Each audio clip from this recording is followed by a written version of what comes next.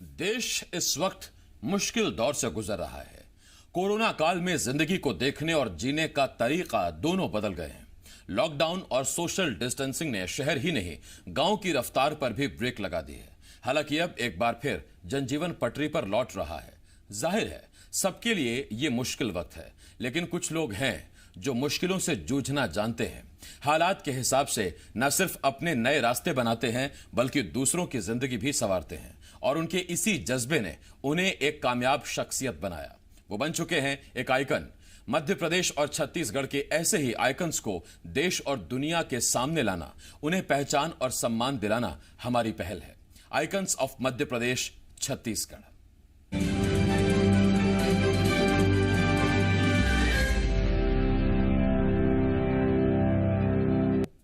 छत्तीसगढ़ के ऐसे ही एक आइकॉन हैं सुनील रामदास अग्रवाल। इनकी शख्सियत बेहद शानदार है। रामदास द्रौपदी फाउंडेशन के चेयरमैन होने के साथ साथ इनकी पहचान वरिष्ठ समाजसेवी और पर्यावरण प्रेमी के तौर पर भी होती है। रामदास द्रौपदी फाउंडेशन का मंत्र सेवा परमो धर्म है, और मानव सेवा के इसी समर्पण को पूरा करते हुए यह फाउंडेशन लगातार जरूरतमंदों का मददगार बना हुआ है। कोरोना संकट में सुनील रामदास अग्रवाल ने रामदास द्रौपदी फाउंडेशन के जरिए हजारों जरूरतमंदों को राशन और पका हुआ भोजन यानी तैयार भोजन मुहैया कराया, और यह मदद आज तक जारी है। पर्यावरण प्रेमी के तौर पर 2014 से हर साल 50,000 पौधे भी सुनील रामदास अग्रवाल लगाते आ रहे हैं। आइए उनसे बात करते हैं, जानते हैं क्या है स्वस्थ भारत को लेकर उनका विजन और कैसे वो निरंतर समाज सेवा की राह पर अग्रसर हैं। तो सबसे पहले तो सुनील रामदास अग्रवाल जी, आपका बहुत बहुत स्वागत है जी मध्य प्रदेश छत्तीसगढ़ पर। धन्यवाद। सुनील रामदास अग्रवाल जी, दर्शक भारत के नागरिक भी हैं, दुनिया के रहने वाले हैं, और दुनिया पर इस वक्त कोरोना भारी है। हर कोई कोरोना से परेशान है। कोई अपने मित्रों से, रिश्तेदारों से नहीं मिल पा रहा, कोई काम पर नहीं जा रहा, किसकी नौकरी चली गई, किसी को रोजगार नहीं मिल पा रहा है। तमाम तरह की दिक्कतें हर तरह के लोगों के सामने हैं। सबसे पहला सवाल मैं आपसे यही पूछना चाहूंगा, जिजीविषा अपनी हम कैसे बनाकर रखें? कोरोना से हमें लड़ना है और एक दिन जीतना है, ये उनके मन में संकल्प कैसे आए? ये सकारात्मकता कैसे लाएं?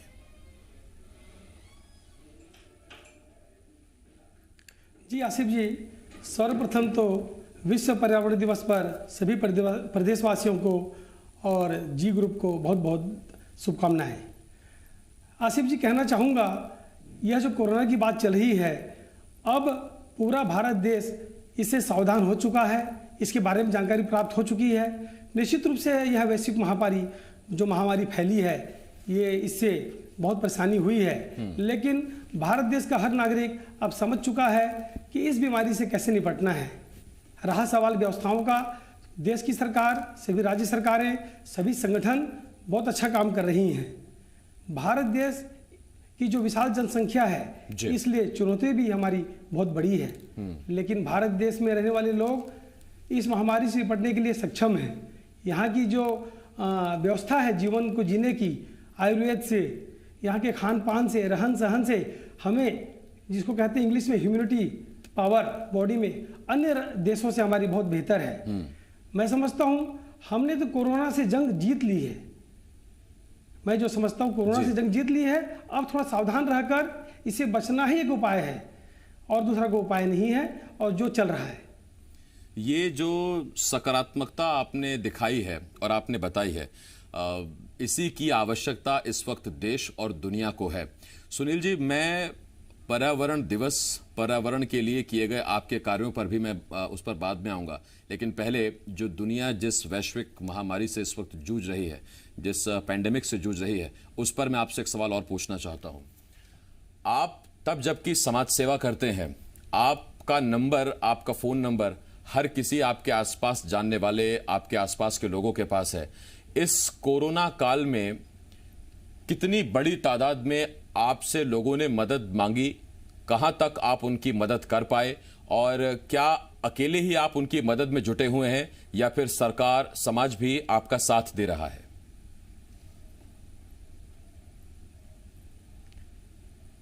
नहीं, मैं अकेला कुछ नहीं कर सकता, हमारा संगठन भी कुछ नहीं कर सकता। यह तो राज्य की सरकारें, सभी संगठन मिलकर काम कर रही हैं। जहाँ तक रामदास द्रौपदी फाउंडेशन का सवाल है, मेरे पिता रामदास अग्रवाल, माता द्रौपदी देवी, मैं बताना चाहूँगा, मैंने उनके सामने ही सन 2014 में उनके 85वीं वर्षगांठ के अवसर पर मैंने इस फाउंडेशन की स्थापना की थी। यह सोचकर कि प्रत्येक बच्चा अपने माता पिता के नाम से फाउंडेशन चैरिटी का काम करेगा तो अच्छी राह पर चलेगा। और जब यह महामारी आई तो रायगढ़ में हमने चिन्हित करके प्रशासन के सहयोग से कच्चा राशन सभी वार्डों में, सभी गांव के क्षेत्रों में हमने उपलब्ध कराया। और जो बाहर से राहगीर जो आना जाना कर रहे थे, जो रुके हुए थे, जो खाना बना भी नहीं सक रहे थे, हमने पका हुआ भोजन की भी उनके लिए व्यवस्था की। मेरे पिताजी रामदास अग्रवाल जी अभी 76 वर्ष के हो चुके हैं। उनका जज्बा देखते बनता है। मेरे 2 भाई अनिल रामदास, सुशील रामदास हैं। सभी कंधे से, हमारा पूरा परिवार कंधे से कंधा मिलाकर इस महामारी में हमने सबको अपना फ़ोन नंबर दिया। जिसने जहां हमें कहा ज़रूरत है, हमने दवाई पहुंचाने का काम, कच्चा राशन, पका हुआ भोजन, या किसी को आवाज़ समस्या है, हमने भी किया। और संगठनों के सहयोग से भी हमने उसको जागरूक किया और जितना हो सका हमने किया है। रायपुर में हमने प्रांतीय अग्रवाल संगठन के, मेरे पिताजी अध्यक्ष हैं, अशोक अग्रवाल महामंत्री हैं, हमने उस बैनर में भी पका हुआ भोजन पूरे 3 लॉकडाउन तक लगातार 2 महीने तक हमने वितरित किया है। छत्तीसगढ़ चूंकि भारत के मध्य में आता है, हृदय प्रदेश मध्य प्रदेश और छत्तीसगढ़ को हम कहते हैं, बहुत से मजदूर जो दक्षिण से उत्तर की तरफ जा रहे थे इस प्रवास पर कोरोना के डर के चलते, या उत्तर से दक्षिण की तरफ जा रहे थे, वो छत्तीसगढ़ और मध्य प्रदेश से होकर गुजर रहे थे। क्या ऐसे भी मजदूर आपको मिले, ऐसे भी श्रमिक आपको मिले जो रायगढ़ से होकर गुजर रहे थे, रायपुर से होकर गुजर रहे थे, और जब उन्होंने आपको देखा, आपने उनको देखा, तो वो आपकी मदद से कुछ उन्होंने कहा हो छत्तीसगढ़ के बारे में, आपके फाउंडेशन के बारे में, आपके बारे में? निश्चित रूप से बहुत से मजदूर हमें मिले। और जहाँ तक रायगढ़ जिले का सवाल है, रायगढ़ में समाज सेवकों की कमी नहीं है। बहुत सारे संगठन सबने मिलकर काम किया है। और जो लोग भी उस समय यहाँ से गुजरे, परेशान हुए, उनको जो मदद मिली वो बहुत खुश हुए और उन्होंने बहुत प्रशंसा की, छत्तीसगढ़ सरकार की भी, प्रशासन की भी, यहाँ के लोगों की भी। और मैं कहना चाहूँगा कि छत्तीसगढ़ के जो लोग हैं बहुत ही अच्छे लोग हैं। खाली वरन रायगढ़ ही नहीं, पूरे प्रदेश में जो भी मजदूर यहाँ से गुजरा है उसकी सेवा की गई है। जी सुनील जी, अब मैं जरा बात करता हूँ पर्यावरण दिवस पर। हम जानते हैं कि पर्यावरण दिवस पर हम सभी कहते हैं एक पेड़ हर कोई लगाए, एक पेड़ जरूर लगाएं, 100 पुत्रों से बेहतर एक पेड़ होता है, एक पौधा होता है। ये स्लोगन्स बचपन से आज तक हम सुनते आ रहे हैं। आप 2014 से हर साल 50,000 पौधे लगा रहे हैं, जो अब तो कुछ पेड़ भी बन गए होंगे। ये प्रेरणा कहाँ से मिली? और जब आज की भागदौड़ भरी जिंदगी में कोई अगर एक आदमी एक पौधा भी लगा दे बड़ा खुश होता है, तो ये 50,000 पौधे एक साल में, ये प्रेरणा कहां से मिले?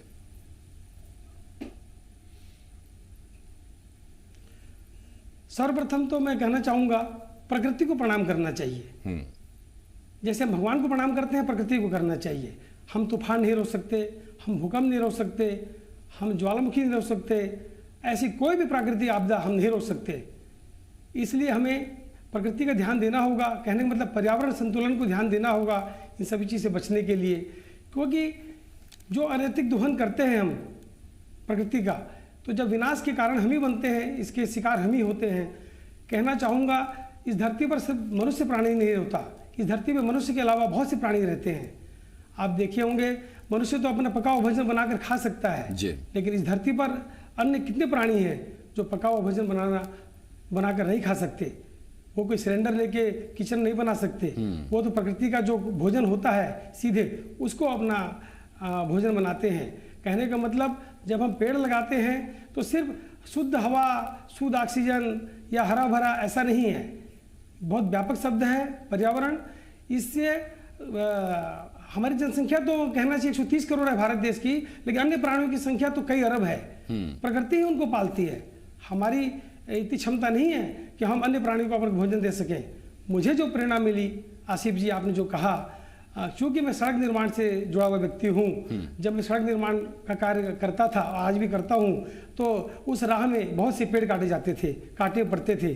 तब मुझे बहुत दर्द होता था और मुझे लगता था कि मैं अपना व्यवसाय के लिए यह काम कर तो रहा हूँ, पेड़ काट तो रहा हूँ, लेकिन मुझे बहुत तकलीफ होती थी, तो क्यों न मैं इस पर्यावरण को बचाने के लिए यह जो काम मैं कर रहा हूँ, तो यदि एक पेड़ काटना पड़े तो कम से कम मैं 100 पेड़ लगाऊं। ऐसे मन में भावना उत्पन्न हुई। तब से मैंने इस वृक्षारोपण का काम अपने हाथ में लिया है। और हम अपने फाउंडेशन से तो वृक्षारोपण करते ही हैं, बहुत से संगठनों के साथ भी करते हैं, लेकिन सबसे बड़ी बात है जागरूकता लाना। आपने देखा होगा शुरू में बहुत चर्चा हुई देश में, पेड़ लगाना है, पेड़ लगाना है, पेड़ लगाना है।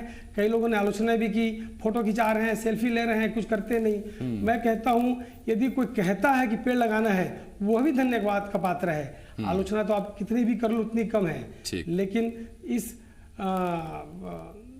कार्य के लिए कोई सोचे, विचारे, अपने वक्तव्य दे, किसी भी तरह से सहयोग करे, उसको हमारा धन्यवाद है। इसीलिए 2 साल पहले 2018 में India CSR green leadership award से भी आपकी संस्था को आपको सम्मानित किया जा चुका है। और 3 साल पहले 2017 में भी जी हेल्थ समिट जब हमने किया था, तो उस वक्त भी सुनील जी को सम्मानित किया गया था। तत्कालीन मुख्यमंत्री डॉक्टर रमन सिंह ने आपको सम्मानित किया था। पर्यावरण यानी कि सीधा सरोकार हम सेहत से समझते हैं, उसका सीधा जुड़ाव हम सेहत से समझते हैं। जितना पर्यावरण स्वस्थ उतना हम भी स्वस्थ। क्या ये एक मंशा है, या जो आपने समग्र बातें कही कि हम तो अपना सिलेंडर किचन लेकर तैयार अपना खाना कर लेते हैं, लेकिन करोड़ों करोड़ अरबों ऐसे जीव हैं जो इन्हीं चीजों पर आश्रित हैं, और हमें अपने साथ साथ उनका भी ख्याल रखना होगा। बिल्कुल रखना होगा। और ऐसा कर हम कोई धर्म का काम नहीं करते हैं। भारत देश में धर्म का नाम इसलिए लेते हैं कि किसी को भी समझाने पर, उसकी व्याख्या करने पर बहुत परेशानी होती थी। शिक्षा का यहाँ पर विस्तार नहीं हुआ था, तब इसे धर्म से जोड़ा गया। वास्तव में ये सीधा जीवन से जुड़ा हुआ है। हम कोई भी काम करते हैं तो दूसरों के लिए नहीं करते हैं, हम ऐसा समझते हैं दूसरों के लिए करते हैं, जबकि हम सारा काम अपने लिए करते हैं। ये बहुत गहरी बात है।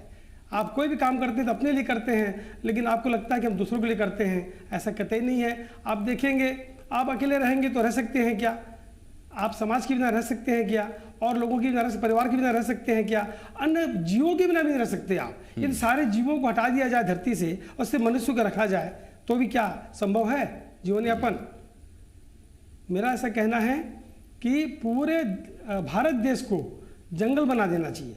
जहाँ भी आपको जगह मिले, तालाब हो, सड़क किनारे हो, आपके घर के आसपास हो, मोहल्ले हो, पूरे देश में जहाँ भी जमीन मिल रही हो, आपको जगह मिल रही हो, आपको पेड़ लगाना चाहिए, हरा भरा करना चाहिए। हमें काटने पर विरोध हो रहा है, बैन लगा हुआ है। क्यों? पेड़ की कमी है। हम काट तो लेते हैं, लगाते नहीं हैं। यदि हम पेड़ों की खेती करें, इसको व्यवसाय के रूप में लें, हम धर्म के काम तो करते हैं, पुण्य का काम तो क्या करते हैं। सुनील जी, आपको इस बात की चिंता होती है? के रूप में लें। सुनील जी, क्या आपको इस बात की चिंता होती है कि पौधे लगाने के लिए जो जरूरी उत्साह है वो एक दिन में सिमट कर ऐसा लगता है कि रह गया है? 5 जून पर्यावरण दिवस आपको लगता है, या पूरे साल इसकी आवश्यकता है, उस जोश की, उस उत्साह की आवश्यकता है, एक दिन से नहीं होगा? बिल्कुल नहीं लगता। ये जी आसिफ जी, ऐसा नहीं है। ये पहले था, अब ऐसा नहीं है। अब देश का नागरिक बहुत जागरूक हो चुका है। थोड़ा लगन और अपनी लगन बढ़ानी पड़ेगी, इसको जन आंदोलन बनाना पड़ेगा। आप देखिए, अपन पेड़ लगा, अपनी थोड़ी सी मेहनत से पेड़ लगा लें तो वो जब बड़ा होता है तो सभी प्राणियों की स्थायी सेवा करता है। पेड़ हमसे कुछ मांगता नहीं, सिर्फ देता है हमें। आप देखे होंगे, जब पेड़ लगाने की बात आती है तो कई बार चर्चा होती है बहुत महंगा है, ट्री गार्ड लगाना पड़ता है, उसमें 1000 रुपये खर्च आते हैं पेड़ लगाने में। मैं कहता हूं आप सीधे 8 फुट 10 फुट का पेड़ बड़ा कीजिए, नर्सरी में नर्सरी बनाइए अपने गांव में, मोहल्लों में, और पेड़ को बड़ा कीजिए, और जहां पर जरूरत है सीधे उस पेड़ को लगाइए। आपको ट्री गार्ड की जरूरत नहीं है, बहुत खर्च की भी जरूरत नहीं है। आप अपने घर पर जो छत है वो जमीन ही है, छत जमीन ही है। जमीन के ऊपर घर है तो उसके ऊपर छत जमीन ही है। आप अपने घर में पुरानी साड़ियाँ होती हैं महिलाओं की, गांव में, शहर में, आप उसको ऊपर उसको कवर कर लीजिए। आपका धूल मिट्टी से, प्रदूषण से बचेगा। और पॉलीथीन में खाद वाद भर के कम से कम प्रत्येक महिला भारत देश में 1000 पौधा अपने घर में, आंगन में, बाड़ी में बड़ा कर सकती है। और जब मानसून आता है साल में एक बार 3 महीने का, जुलाई, अगस्त, सितंबर, उस समय यदि उस 8 फुट 10 फुट के पौधे को लगा दिया जाए तो सिर्फ एक मानसून की ज़रूरत है, उसकी जड़ें अपने आप पकड़ लेगी, वो पेड़ अपने आप अपनी व्यवस्था कर लेगा, अपनी सुरक्षा कर लेगा और ये बहुत बहुत ही बेहतर परिणाम इसके आएंगे। मैं अब जरा आपके सामाजिक संगठन की बात करता हूँ, समाज सेवा संगठन की बात करता हूँ। रामदास द्रौपदी फाउंडेशन आज की तारीख में किस तरह की समाज सेवा कर रहा है? क्योंकि हम जानते हैं कि आप शिक्षा से लेकर समाज सेवा तक हर क्षेत्र में आप कोशिश कर रहे हैं। आपकी प्राथमिकताएं क्या हैं? किस किस क्षेत्र में आपका संगठन काम कर रहा है? वैसे तो हमने 10 क्षेत्र लिए हैं अपने इस फाउंडेशन में, लेकिन सर्वप्रथम पर्यावरण है, शिक्षा है, स्वास्थ्य है और रोजगार है। वैसे विषय की कमी नहीं है, लेकिन ये महत्वपूर्ण है। और अभी आपने देखा होगा कोरोना काल के संकट में बहुत सी चीज़ों का ज्ञान हुआ लोगों को। आर्थिक समृद्धि तो चाहिए हमको, लेकिन मैं समझता हूँ कि धार्मिक, सांस्कृतिक, सामाजिक, आध्यात्मिक समृद्धि की हमें पहले आवश्यकता है। क्योंकि आप पैसे से जीवन को कुछ सुख साधनों का अपना इंतजाम कर तो सकते हैं, साधनों का भौतिक, लेकिन सुख प्राप्त नहीं कर सकते हैं। आपको आध्यात्म से ही, धर्म से ही, सामाजिक सेवा से ही आपको सुख शांति प्राप्त हो सकती है। इसलिए हमारा स्लोगन भी है, सेवा परमो धर्म। सेवा परम धर्म है। आप रायगढ़ बॉडी बिल्डिंग एसोसिएशन के संरक्षक भी हैं। युवाओं को बॉडी बिल्डिंग का बड़ा शौक है, लेकिन आजकल जिम बंद हो गए हैं, तो उनके सामने एक बड़ी समस्या है। तो कैसे छत्तीसगढ़ की बॉडी बिल्ड हो, कैसे देश की बॉडी बिल्ड हो, ये मैं आपसे जानना चाहता हूं। जी बताना चाहूँगा, अभी वर्तमान में तो नहीं हूँ, हाँ, लेकिन बहुत से आयोजन हमारे द्वारा किए गए हैं। और चूंकि इस देश में इतनी जनता है, सबके अपने अपने क्षेत्र होते हैं। कोई बॉडी में के क्षेत्र में है, कोई स्पोर्ट्स के क्षेत्र में है, बहुत से खेल के क्षेत्र में है। तो जिसमें जिसकी रुचि होती है, हम हमारे फाउंडेशन के तहत हम उनका सहयोग और मार्गदर्शन करते हैं। बिल्कुल। एक आखिरी सवाल मैं आपसे जरूर जानना चाहूँगा। पूरी दुनिया में हमने देखा कोरोना के जो आंकड़े हैं वो बहुत डराने वाले हैं। भारत में आबादी के हिसाब से आपको लगता है कि कोरोना अभी हम कंट्रोल कर पाए हैं? और इसके साथ आप क्या अपील या क्या बात कहना चाहेंगे लोगों तक, संदेश देना चाहेंगे लोगों तक कोरोना से लड़ने के लिए, भारत को जिताने के लिए? हालांकि आप पहले कह चुके हैं कि भारत जीत गया, बस सावधान रहने की जरूरत है। नहीं, आपने सही कहा, सही बात है। भारत देश में कोरोना पर काबू पाया जा चुका है। चूंकि इतनी विशाल जनसंख्या है तो इतनी महामारी तो फैलेगी ही, लेकिन देश का नागरिक जागरूक हो चुका है और सभी लोग इसमें काम कर रहे हैं, सभी को पता है।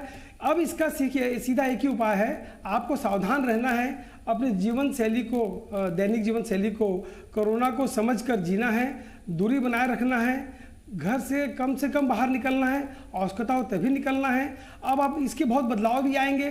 पहले लोगों को समझ नहीं थी, लोग भाग दौड़ करके अपना जीवन बिता रहे थे। हर अस्पताल में भीड़, प्लेटफॉर्म पर भीड़, फ्लाइट में भीड़, हर जगह देखो वहाँ पर आपको ट्रैफिक मिलेगा, भीड़ मिलेगी। अब लोगों को समझ में आ गया कि बहुत सारे ऐसे काम हैं जो घर से बाहर नहीं जाकर भी किया जा सकता है। अब मैं समझता हूँ कि निश्चित रूप से बहुत जल्द हम काबू पा लेंगे और सभी को इस पर मिलजुल कर प्रयास भी करते रहना चाहिए। यह भी साल 2 साल चलता रहेगा। आप ही जैसे लोग हैं जिनको हम कहते हैं जी मध्य प्रदेश छत्तीसगढ़ के आइकॉन, और तब जब आप लोग पूरी शिद्दत से अपने काम में लगे रहते हैं तो आपके काम लोगों तक पहुंचे, आपकी पहचान लोगों तक पहुंचे, आपका मकसद, आपका संकल्प लोगों तक पहुंचे। एक बार आसिफ जी कहना जी सुनील जी बोलिए। 1 मिनट, एक चीज कहना चाहूंगा आसिफ जी, एक चीज कहना चाहूंगा। विश्व पर्यावरण दिवस का अवसर है। मैं कहना चाहूंगा अपने घर को सभी देशवासी, प्रदेशवासी हरित घर बनाएं। अपने घर के आसपास, ऊपर नीचे, पूरा घर को हरा भरा रखें, मोहल्ले को, शहर को। अपने जीवन में पौधे लगाते ही रहें। एक आपने जो पहले कहा, एक पौधा लगाना है, अपने जन्म दिवस पर लगाना है, एनिवर्सरी पर लगाना है। मैं कहता हूँ अब घर में जो बिटिया है, अपनी जो बिटिया होती है, उसके नाम पर भी पौधा लगाएं। उस पौधे का नाम, बिटिया का जो नाम है वो रखें, ताकि बिटिया विदा होने के बाद भी उस पेड़ के माध्यम से आपके करीब रहेगी, आप उसे प्यार दे सकेंगे। और मैं समझता हूँ पूरे भारत देश को जंगल बनाना चाहिए, सभी को जन आंदोलन के रूप लेना होगा और सारे काम तो चलते रहेंगे।